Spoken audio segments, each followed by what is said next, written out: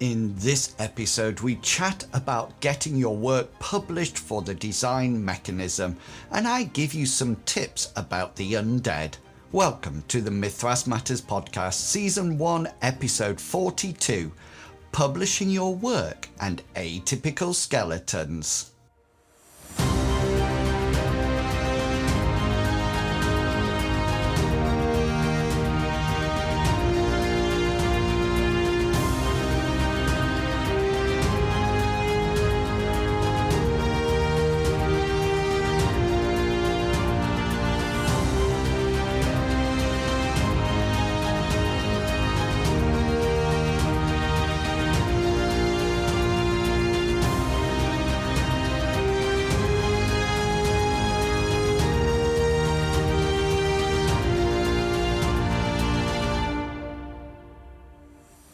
Hello and welcome to Mythras Matters, a podcast dedicated to the Mythras rule set and all its supplements.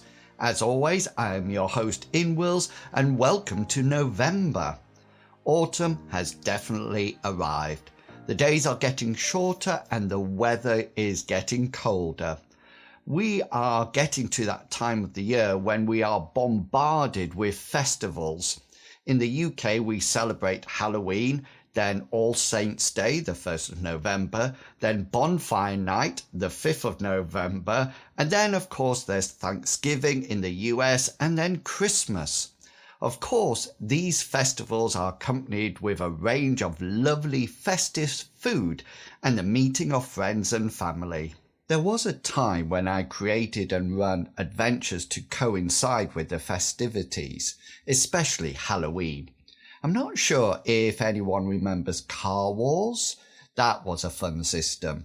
You created cars, bikes and trucks to battle against your opponents on a tabletop map of the town.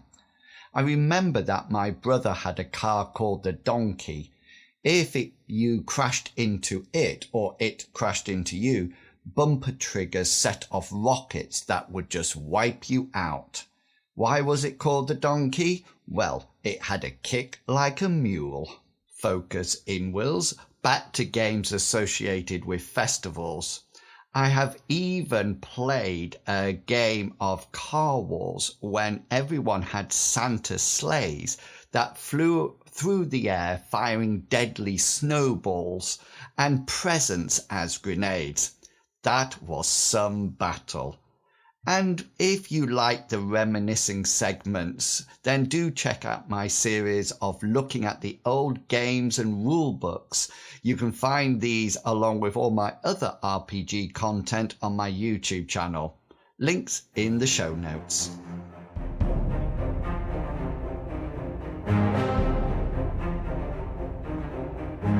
When I was younger, I always dreamed of having something published. At age 14, 15, I used to produce my own fanzine called Animate Dead. I charged 20 pence for it, or whatever anybody would give me. It was a magazine that was typed using a manual typewriter with layers of carbon paper sandwiched between the white paper of the magazine. I had to hit the keys so hard in order to make the several copies readable. I did once send off an adventure to be published and remembered that it came back covered with red pen comments about how inaccurate it was. I realized then that my skills don't lie in the realm of publications, but yours might. So in order to support your work, I arranged to have a chat with Lawrence and Brian about the process of getting work published by the design mechanism. Okay, get ready to take notes.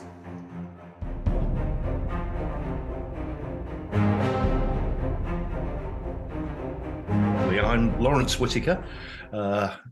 known affectionately as Loz to my friends, and so I suppose all of you as well. And I'm one of the co-founders of the Design Mechanism. I work very closely with Brian on the editorial process. So Brian and I review all the submissions that come in, which is what we're talking about today. And we look at everything that comes through. We chat about what do we want to see, how do we want to see it. So Brian and I are in constant communication about these things. That I see everything that comes through and sort of have final stamp of approval. So it's me that you've got to impress. Brilliant. And what about you, Brian? Introduce yourself. Yeah, I'm Brian Pivick. I am the managing editor for TDM, and been working with the company for quite a few years now. Seen a lot of sort of submissions come through, and some great, some not so great. And I work very closely with Loz to kind of overview the articles, or I'm sorry, not the articles. I'm thinking of my day job. The submissions for TDM on a wide variety of things, including, how well can somebody spell, and how good is their grammar, and just kind of look at it overview, and Brilliant. That's pretty much it. So I thought would be a best way to approach this is that if I almost like have that hypothetical situation that I've got a wonderful idea, it could be like a new rule set, or it could be a supplement or a venture, and I've got this wonderful idea that I really want to work on to get published. And what would be what's the order of things, when you get an idea? What should I be doing as that person that wants to submit something to be published? I think the first thing is make sure you're familiar with, and this goes for whatever you're trying to write, make sure you're familiar with what the publisher already publishes. We do sometimes get scenarios, and it's clear that it's been written for D&D or another game system. Make sure that you are aware of what the publisher deals with. Some things may not be suitable. Some things are just not the sort of thing that publisher produces. And, the Design Mechanism is no different, where I think we're probably quite a traditional sort of publisher. So we don't publish gonzo and edgy things.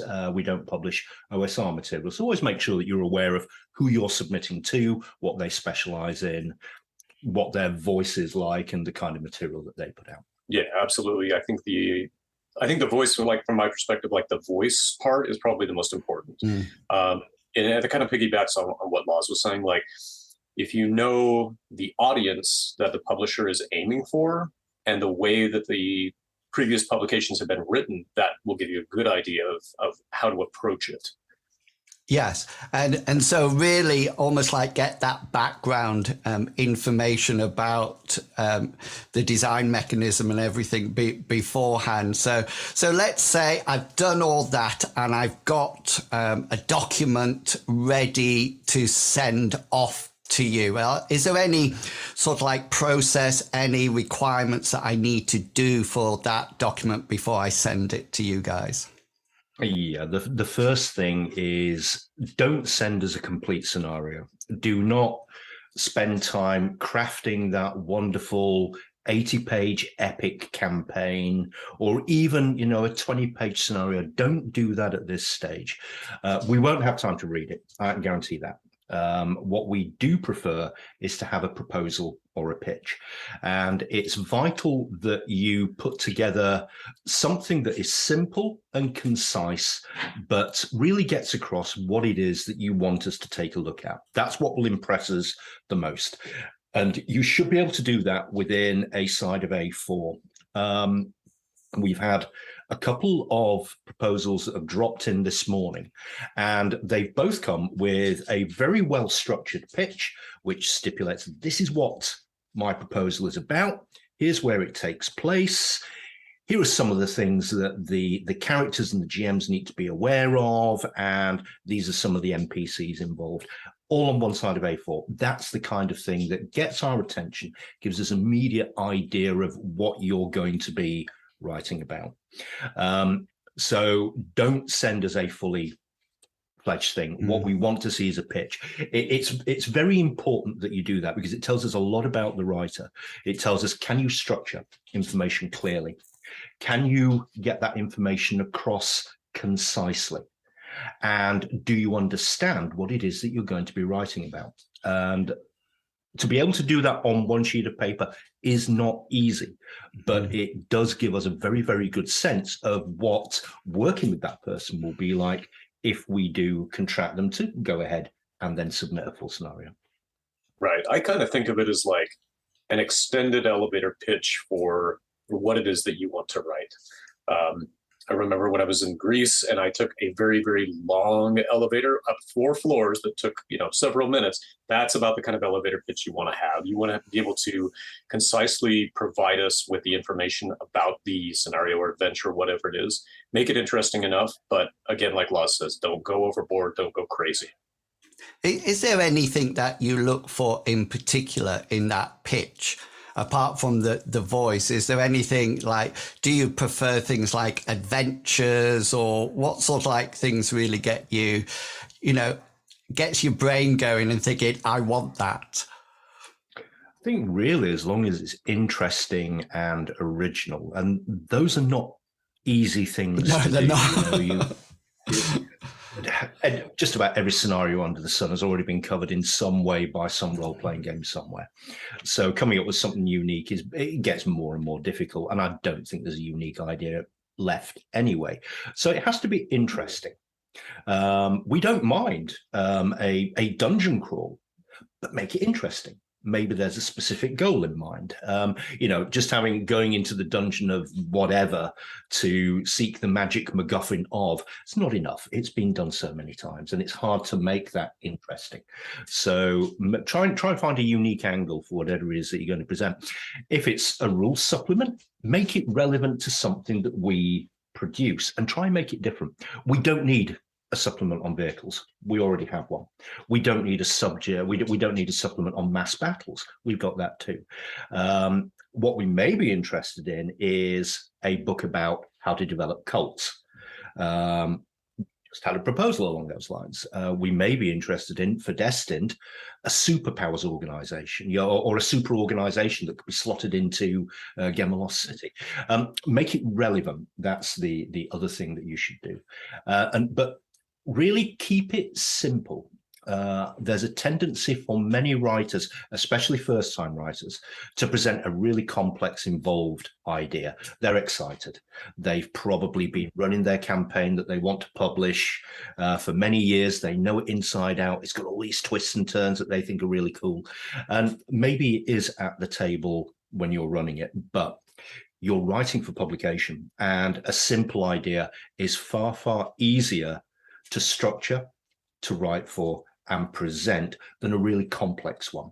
And we can always spot the scenarios that are likely to be very complex. They always have dozens of NPCs, a plot twist here, another plot twist, another plot twist. And they really do make us go, ooh, this is going to be a tough sell. So simplicity, originality, interest, those are key. Brilliant. And how much, coming to you, Brian, how much, what's the importance of things like correct grammar and spelling and structure in that pitch?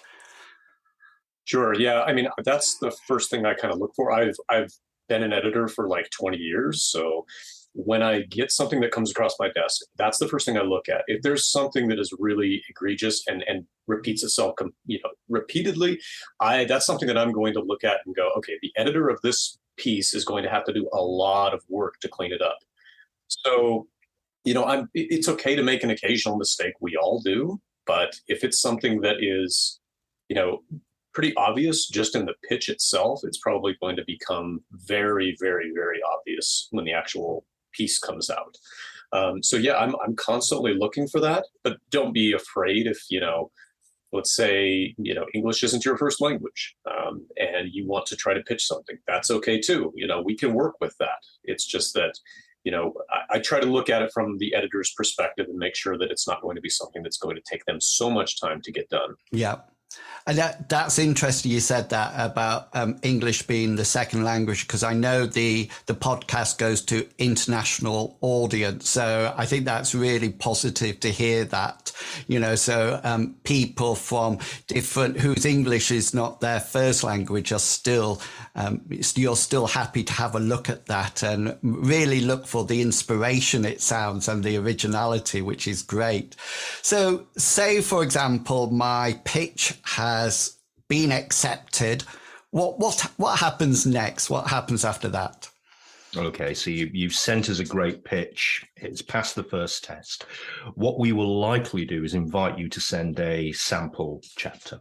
And we may even ask for a couple, and we may ask for one after another.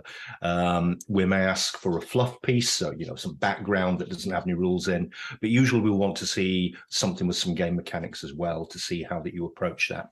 What we will do is also ask for that to be put into our standard format, and Brian will usually send our submission guidelines, our style sheet, and our capitalization document as well. Certain things are capitalized, rules, references to skills, things like that. So we will expect it to be done in that format, but we'll invite you to submit a sample. Assuming everything carries on and we are still impressed, then we will agree to a contract. Usually we may send you some guidance and say, okay, your pitch is great, we like the sample chapter, but actually what we want you to send us is maybe something different to what you're proposing, because we already have another scenario that's doing that we're working on, or there's already another rules supplement coming out that touches on some of the things you're doing. So we may suggest a different area of emphasis. So be prepared to adapt what you are going to be asked to work on. Assuming that's okay, we'll send you a contract, and the contract is, it sets out how we work together. It's there to protect both of us, you and us. We will tell you what we expect of you, when we expect it, how much we're going to pay, and there will be usually a statement of work which says this is the amount of words that we want. It equates to so many pages. Here's the deadline for it, and any other things that we need, like sketch maps or NPCs or something else. And that will generally be in line with the proposal and what we've agreed based on what we've seen. And then it's back to you to start work on your magnum opus and get to work on what we've agreed around the pitch and what we've seen from the samples. The only thing I wanted to add is just, expect a lot of back and forth during the process. We want to make sure that the piece that we're going to publish is, going to fit in with not only what TDM does, but what our audience expects. Make sure that it fits in with the rules. I mean, there's a lot of back and forth between ourselves and the writers. So just expect that. You'll have to make changes. I mean, that's just kind of part of the publication process. So, and is that backwards and forwards, is that in the form of feedback, things that need to be corrected and developed, or does it include writing styles and things like that? Yes to all of that. Absolutely. Yeah. I mean, it could be anything and everything. It just depends on the writer. It depends on, the subject matter. It depends on a lot of factors. But yeah, I would say probably any and all of those could be expected. And what sort of like time scales how long does it take for this procedure to sort of like go to each step and actually be published, and be on the internet or in the stores? It's a process of months, sometimes years. Quite honestly, it really is. First of all, the process we've just been talking about, the backwards and forwards of going from proposal to even the manuscript coming in, that will take months without a doubt. Depending on what it is that you're going to be writing, we will give you anywhere from maybe 3 to 6 months to even a year to do that work and preparation. But even the feedback sessions, even before we issue a contract, it can take weeks. And there's a couple of reasons for that. First, we're a small company. Brian and I do not do this full time. So we have to find the time to be able to do it. Second, we've got a very, very full pipeline. We have enough material that is in the works that's been written and is either been art directed, laid out, edited, proofed, or even getting ready for publication to last us a good 12 months. So do not expect to see anything appear. If you submit now, it's probably going to be 2 years before it hits the website and stores. It can be that long. Some things get fast tracked, so it's not a given. But if we're talking a reasonably long publication, like let's say a Mythic Earth book, you're looking at a couple of years for that to happen. It will take that long, and that's going to include the writing. So be patient. Yeah. It's a while. Most definitely. That seems to be a longer than what I expected, but, realistic.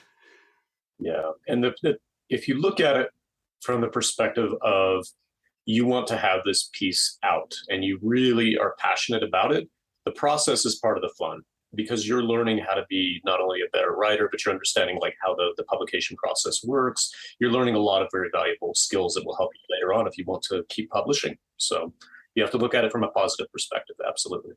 Very much so.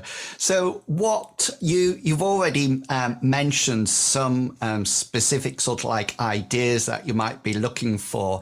Have you got anything else to add to that? You talked about like organizations for Destined and, cults or brotherhoods for Mythras. Is there any other areas of the game that you think, it would be fantastic to get supplements for that? We want to see support for our existing lines. We are going to look with more favor on a 16-page scenario proposal for Mythic Rome or Destined than we are a 256-page brand new campaign setting that you've worked on for years, and it's so different to everything out there because it's yet another thing for us to support. We do have a complex line of products, and it's always a struggle to keep those lines uppermost in people's minds. Part of the way we do that is by supporting them with scenarios, little supplements and so forth. So something that supports one of our existing game lines will grab our attention far more readily than something brand new it doesn't matter if it's been done before or is completely unique. That is going to be a lot of work. I think that's the first thing.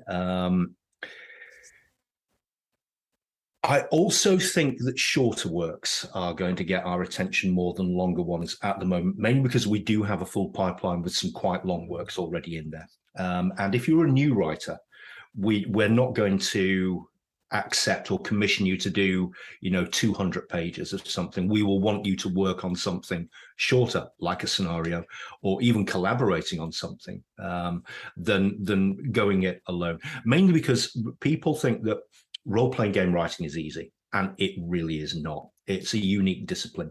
It's not quite technical writing. It's not quite non-fiction. It's not quite fiction. You're writing characters without dialogue frequently. You are explaining situations frequently. You are describing places frequently. You're anticipating how a story may unfold, and I can guarantee you it will not unfold at the table in the way you write it. It just won't.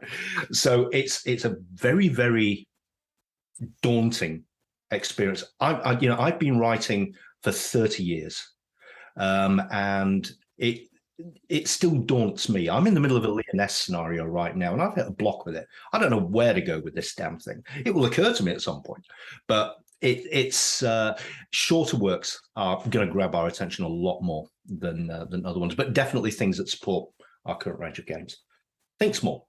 It's really interesting that it is definitely a skill in writing specifically for role playing and modules and adventures, and it's a very specific skill, and it's very important also that needs to be developed. And I think it's fantastic that you provide that feedback to encourage that sort of like writing. So what advice would you give to people who are sat there listening to this thinking, I really want to do this, I want to get my module out there? What advice would you give to them? First thing I would say is look at what we've published. Make sure you understand that. To me, as a writer, as an editor, I always look at the audience first. So what kind of stuff that have we published? We wouldn't have published it if we didn't see the need for that piece within like the RPG industry. So look at what we have, look at how it's written, look at how it's laid out. And from there, as Laz said earlier, provide something, your quick elevator pitch that is long enough for us to really understand what it is. Keep it short, keep it simple, and don't be afraid to submit. And if you get a no, don't take that as like a personal attack. Take that as growth. You can always resubmit an idea once you've tweaked it with our feedback.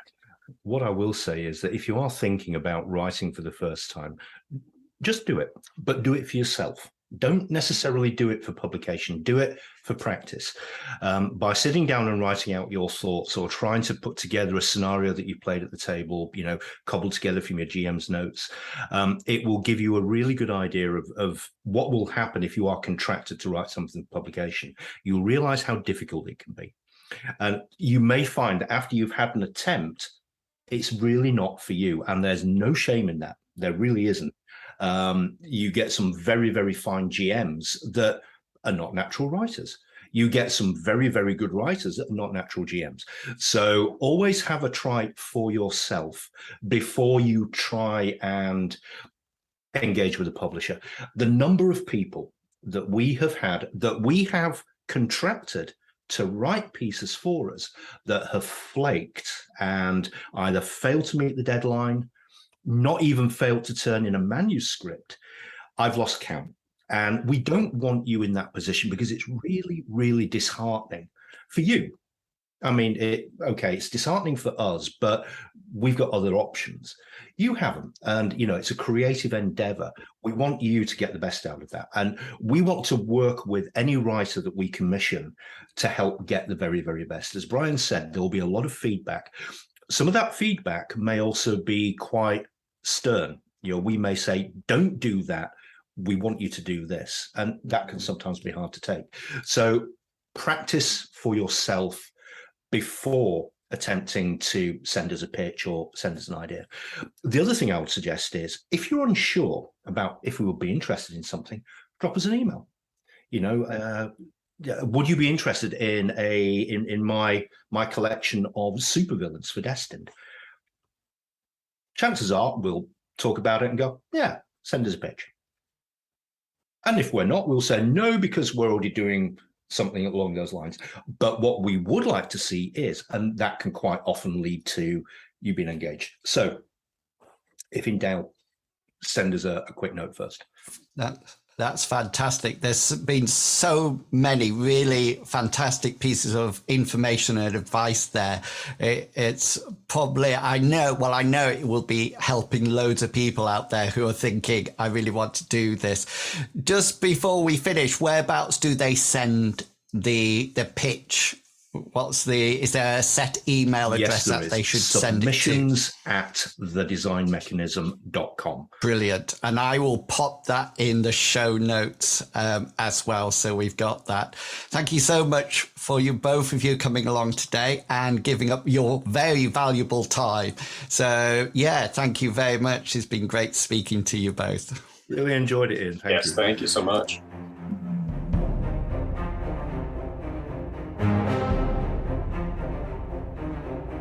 We hope that was useful for you, and what a super supportive process. If you are interested, do have a go, and if you get published, let me know and you can come along to the podcast and talk about your adventure or supplement.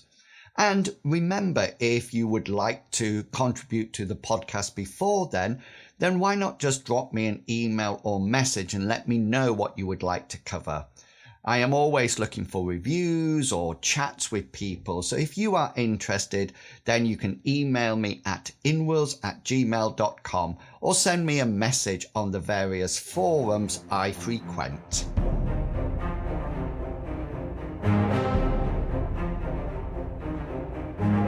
So, confession time. I have a real thing about undead. Wait, that probably came across incorrectly, so before it is misinterpreted, let me clarify. When it comes to settings, characters, or monsters, my long-term favourite genre has been the undead. From crypts to graveyard, from evil clerics to necromancers. If the undead is involved, I'm there. I like all the stereotypical abilities and appearances of the undead, and remember playing other games when blunt weapons would smash skeletons with double damage and silver blades sliced vampires to pieces. Part of enjoying undead would be their invulnerability that they possessed. Basically, you needed magical weapons in order to damage them. This always produced a great moment in the game when adventurers frantically searched through their equipment for that +1 dagger that they had found a couple of adventures ago, as well as deciding who would be wielding it. As the players gain more knowledge about the undead, the impact of them, the undead that is, in encounters is sadly reduced. However, because I love them so much, I have started to get creative with the lowest of the undead, the skeleton. So here are some ideas for you to spice up those skeletons with.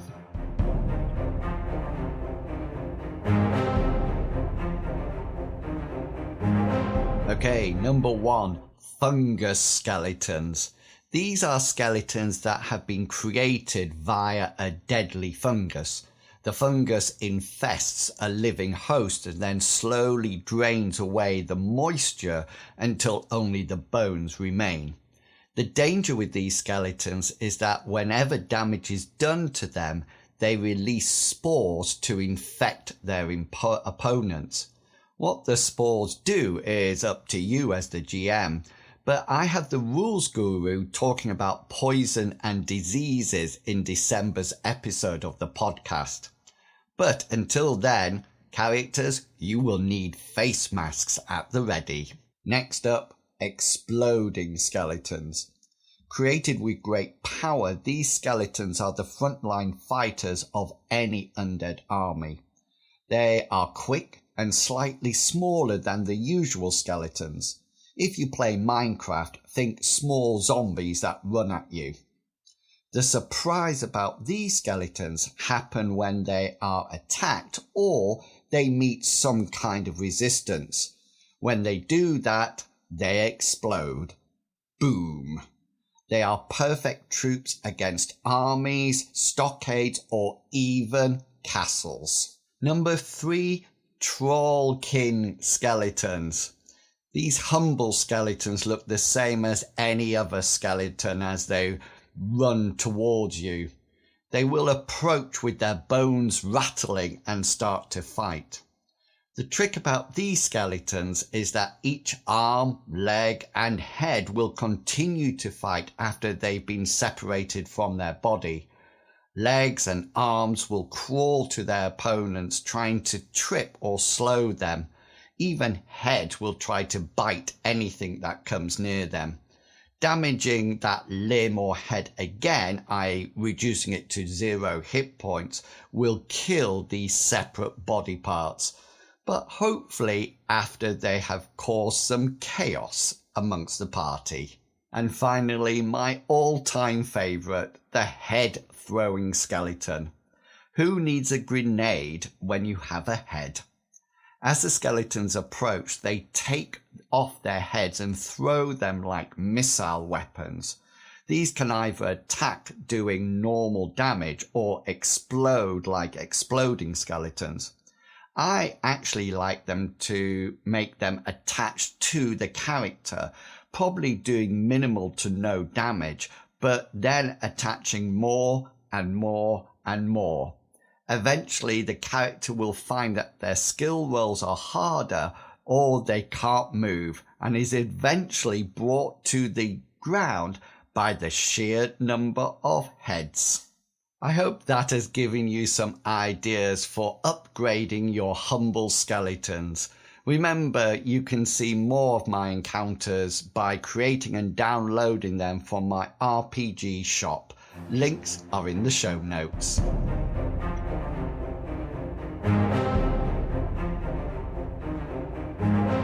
And that's it, another episode of Mythras Matters completed. Don't forget you can check out all my content by following my YouTube channel and the campaign areas on World Anvil. I really appreciate your support, and do check out the Tapper Talk forums and the Discord, where there are a great bunch of people there sharing their ideas within the discussions. So until next time, have a great month of gaming, and I will chat to you all in December when we have Loz here for some updates for those Christmas presents and the Rules Guru spreading their wisdom once again. Until then, I hope all your opposed rolls succeed and provide you with a well-deserved special. Thanks for listening, everyone. See ya. Bye.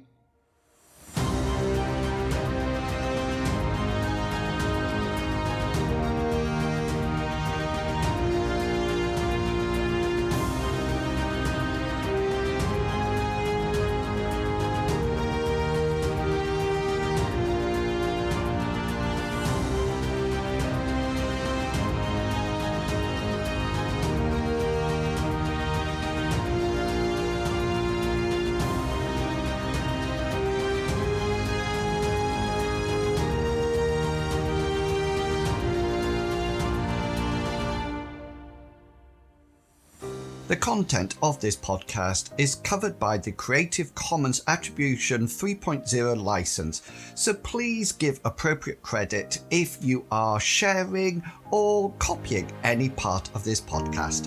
Thank you.